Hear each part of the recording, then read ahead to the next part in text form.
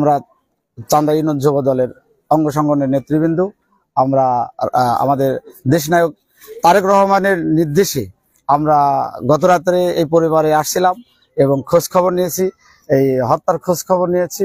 এই বাচ্চার এত জঘন্যপূর্ণ ধর্ষণ করে যে হত্যা হয়েছে, এটা আমরা যুব দলের পক্ষ থেকে, চান্দা ইউনিয়নের পক্ষ থেকে তীব্র নিন্দা জানাই এবং এর দ্রুত বিচার চাই এবং ফাঁসি চাই। এবং আমি প্রশাসন ভাইদেরকে দৃষ্টি আকর্ষণ করি এবং সাংবাদিক ভাইদেরকে দৃষ্টি আকর্ষণ করেছি, সারা বাংলাদেশের এর একটা দৃষ্টান্তমূলক সাজা এবং আইনের প্রক্রিয়া নেশার জন্য আপনারা সবসময় সংগ্রাম করে যাবেন। এবং এই পরিবারের পাশে আমাদের দেশনায়ক তারেক রহমান আছে এবং আগামী দিনেও থাকবে। এবং আমাদের নেতা নেত্রী আপনারা জানেন, ইতিমধ্যে আমাদের জেলা থেকে, বড়াইগ্রাম থানা থেকে বিভিন্ন অঙ্গ সংগঠনের নেতৃবৃন্দ আসছে তারেক সাহেবের নির্দেশে, এবং এসে সারাক্ষণ আমরা সকাল থেকে সারাক্ষণ এই দিয়ারগাঁও 1 নম্বর ওয়ার্ডে আমরা সারাক্ষণ আছি। এখানে আমরা বিচারের দাবি জানাচ্ছি, মানববন্ধন করতেছি এবং দ্রুত এর এই জুই হত্যার ফাঁসি যাচ্ছি, যে এটাকে সঠিক তদন্ত নিয়ে আসি, প্রকৃতিক আসামিদেরকে দ্রুত গ্রেপ্তার করার জন্য আমরা বিশেষভাবে অনুরোধ করছি। এভাবে আমাদের সারা বাংলাদেশের স্যাটেলাইট এবং সিসি ক্যামেরার দ্বারা আমাদের তারেক সাহেব দেশের বাইরে থেকে সবসময় মনিটরিং করতেছে।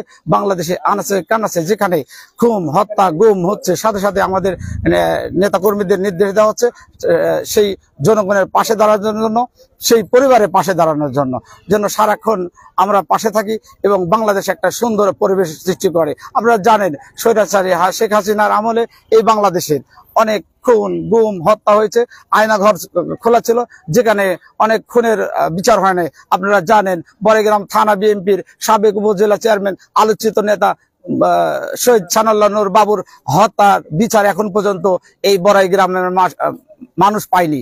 আমরা এই হত্যার সামনে রেখে আমরা সেই সানাউল্লাহ নূর বাবুর হত্যার বিচার আমরা সরজমিনে দেখতে চাই।